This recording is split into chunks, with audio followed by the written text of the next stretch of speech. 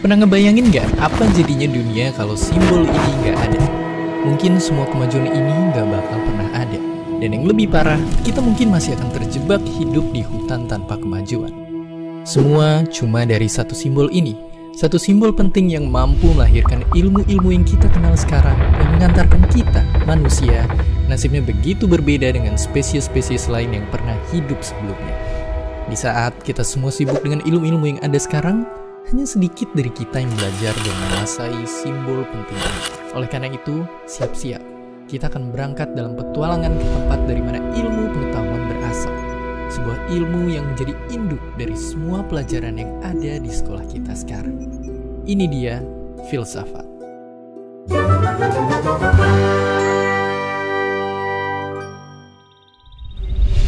Filsafat itu singkatnya adalah ilmu tentang cara berpikir. Bayangin, cara berpikir itu adalah semacam roda gear yang bergerak di kepala kita yang mempengaruhi bagaimana kita menjalani hidup. Coba kita langsung pakai contoh. Coba kalian baca ini.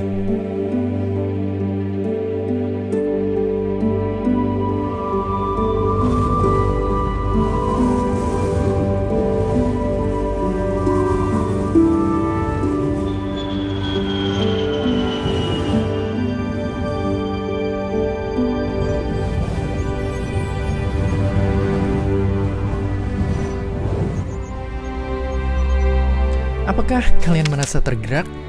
Kutipan-kutipan ini adalah contoh cara berpikir. Cara berpikir bisa senyata itu. Ia bisa mempengaruhi dan mengubah hidup kita. Nah, filsafat itu intinya adalah ilmu yang membantu kita membuka lebih banyak lagi cara berpikir dalam hidup kita. Umumnya dalam ilmu filsafat, kita pelajarin cara-cara berpikir ini dari para filsuf, pemikir, dan ilmuwan hebat dari seluruh zaman dan seluruh dunia. Tapi kita juga bisa belajar filsafat dengan coba menjawab pertanyaan-pertanyaan besar tentang hidup dan dunia. Pertanyaan-pertanyaan filosofis tentang asal-usul alam semesta melahirkan ilmu fisika. Pertanyaan tentang bagaimana cara menjalankan negara yang baik melahirkan demokrasi dan Pancasila. Pertanyaan tentang cara menjalankan pertandingan yang adil melahirkan peraturan sepak bola. Hingga pertanyaan tentang bagaimana cara hidup yang baik dan benar melahirkan pemahaman dan keyakinan. Itulah guna filsafat di dunia. Semua lahir dari pertanyaan.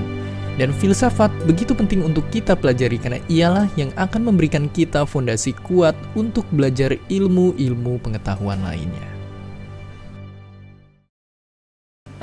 Sebagai induk dari semua ilmu pengetahuan, filsafat punya sejarah yang begitu panjang. Di masa-masa awal peradaban, nenek moyang kita mencoba menjawab banyak pertanyaan besar. Dari sana, banyak cara berpikir lahir, yang kemudian disebarkan dalam bentuk kepercayaan dan pengetahuan. Tapi baru di zaman Yunani kuno, para filsuf hebat seperti Socrates, Plato, dan Aristoteles lahir. Mereka melahirkan begitu banyak cara berpikir dalam berbagai macam bidang, yang kemudian cara berpikir mereka menjadi inspirasi lahirnya dasar-dasar ilmu pengetahuan lain. Di abad pertengahan, filsafat dan agama mulai banyak beririsan, karena kentalnya sistem kerajaan dan ajaran agama di masa itu. Filsafat digunakan untuk studi agama seperti membuktikan keberadaan Tuhan. Tapi perubahan besar lalu terjadi. Dunia masuk masa Renaissance, masa di mana terjadi pergerakan masyarakat untuk mengaktifkan diri kembali di bidang politik, budaya, hingga ilmu pengetahuan, yang kemudian menginspirasi pesatnya kemajuan masa setelahnya mendorong terobosan cara berpikir di berbagai macam bidang yang hingga hari ini melahirkan ilmu-ilmu pengetahuan kita sekarang. Banyak anggapan belajar filsafat itu bikin kita jadi tidak beragama dan gila. Padahal tidaklah begitu. Ada seorang ilmuwan cemerlang Indonesia bernama Al-Makin dan dia adalah ahli filsafat. Tapi meskipun belajar filsafat, saat kecil ia justru besar di pesantren hingga ia besar ke madrasah. Di sana teks-teks kuno Arab hingga Yunani ia lahap semasa sekolah. Hingga akhirnya itulah yang membuat ia jatuh cinta dengan filsafat yang selalu bertanya secara mendalam dan kritis. Kecintaannya pada filsafat membawa Al-Makin berkelana jauh hingga ke Kanada dan Jerman. Atas kehebatannya, ia pun diangkat menjadi guru besar, menyebarkan ilmunya hingga ke negara Jerman, Singapura, hingga Australia. Ia mengajarkan tentang filsafat keragaman dan pluralisme. Ia bilang filsafat bukanlah hanya ilmu mengawang-awang. Keragaman adalah sesuatu yang nyata dihadapi warga Indonesia, dan itulah yang jadi misi hidupnya.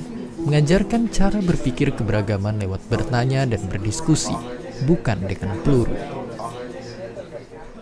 Ada alasan kenapa gelar tertinggi dalam pendidikan dinamakan PhD. Karena untuk mengingatkan pada dunia, sepintar-pintarnya seseorang di suatu bidang untuk kesana, ia pasti juga mempelajari filsafat sebagai fondasi ilmunya. Oleh karena itu, sekalipun filsafat jarang diajarkan di sekolah, bawalah semangat untuk terus berani bertanya. Beberapa orang mungkin akan jengkel dan bahkan memusuhi kalian, tapi begitulah nasib para filsuf yang berani bertanya. Pada akhirnya, mereka pun menang dan orang kagum akan rasa ingin tahu mereka. Makanya, jika kalian adalah orang-orang yang suka berani bertanya akan hal-hal besar dan mendalam, jangan takut untuk mulai mempelajari filsafat. Lalu, bisa jadi profesi apa dengan filsafat di masa depan?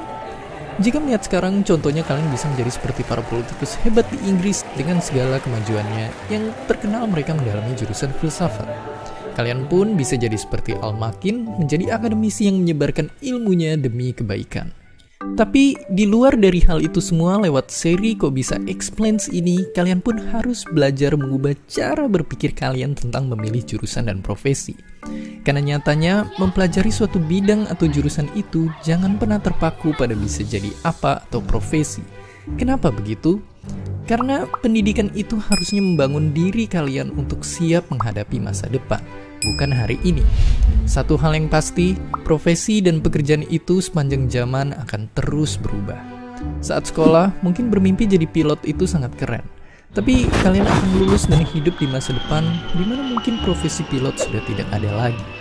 Dan banyak profesi hari ini yang beberapa tahun lalu bahkan belum ada sama sekali. Makanya, kebanyakan orang tua dan teman akan menyarankan kalian untuk memilih bidang ilmu yang profesinya jelas. Tapi ingat, itu untuk hari ini, bukan masa depan. Makanya solusinya adalah ingat bahwa pendidikan dan semua pelajaran ini adalah semacam senjata yang kalian akan gunakan untuk bertahan di masa depan. Apapun profesi yang akan lahir dan dibutuhkan di masa depan, dengan modal senjata kalian harus mampu beradaptasi. Dan itulah yang terjadi kepada orang-orang hebat lulusan filsafat ini. Karena fakta pahitnya, dunia hari ini mungkin tak lagi membutuhkan banyak profesi filsuf seperti Socrates. Tapi dengan modal senjata filsafat yang mereka pelajari, mereka beradaptasi ke profesi lain yang dibutuhkan dunia hari ini. Jadi, jangan pernah membatasi diri kalian bisa jadi apa hanya karena jurusan atau bidang yang kalian pilih. Justru, jadikanlah jurusan atau bidang yang kalian pilih menjadi modal senjata untuk kalian bisa beradaptasi jadi apa saja di masa depan. Karena sekali lagi ingatlah, terlepas dari semua ilmu pengetahuan yang dilahirkan filsafat, tujuan besar dari filsafat sendiri sebenarnya ada pada arti di balik namanya, philo dan sophi. Sudah terlalu banyak orang pintar di dunia ini, namun ingat, banyak juga dari mereka menggunakan ilmunya untuk hal yang tidak baik. Dengan pegangan filsafat, yang kalian tuju adalah bisa membuka diri dengan lebih banyak cara berpikir, dan ujungnya tak hanya jadi orang yang pintar, tapi juga membuat kita bisa menjalani hidup lebih baik dan lebih bijak. Itulah dia filsafat, sang induk dari ilmu pengetahuan. Rasa ingin tahu manusia akan pertanyaan-pertanyaan besar hidup dan dunia. Yang dari pertanyaan kemudian melahirkan logika yang menjadi matematika, sebuah alat untuk mengukur semua hal di alam semesta. Yang itu kemudian menginspirasi lahirnya metode saintifik, mencari tahu kebenaran lewat bukti tentang asal-usul alam semesta hingga bagaimana ia bekerja. Tapi tak berhenti di semesta saja. Sains juga kemudian digunakan kita untuk mencoba mengerti kompleksnya makhluk hidup, termasuk kita, manusia. Bagaimana tubuh dan otak seorang manusia bisa bekerja, termasuk juga berkembang hingga bagaimana jutaan manusia yang punya otaknya masing-masing berinteraksi satu sama lain membentuk masyarakat. Lalu, di tahap hingga sejauh ini, sains menembus wilayah baru. Tak seperti ilmu fisika yang bisa memprediksi sebuah bola akan jatuh di mana, sangat sulit untuk memprediksi manusia dan masyarakatnya.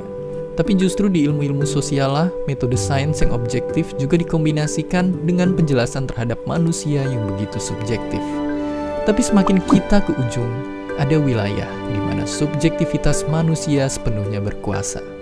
Di sini, keindahan perasaan dan makna mengisi hidup kita, menciptakan sesuatu yang menembus batas imajinasi, yang dimana seringkali inspirasinya berasal dari mencoba menjawab pertanyaan-pertanyaan besar dalam kehidupan dan dunia, yang sangat mirip dengan wilayah di mana kita mulai mengembalikan kita ke awal, yaitu filsafat dan pertanyaannya. Inilah dia, ilmu pengetahuan kita. Dan bersiaplah, pada episode selanjutnya, setelah ini, kita akan berkenalan kembali dengan ilmu yang merupakan kode rahasia dari alam semesta. Sebuah bahasa yang mengatur semua yang terjadi di dunia ini.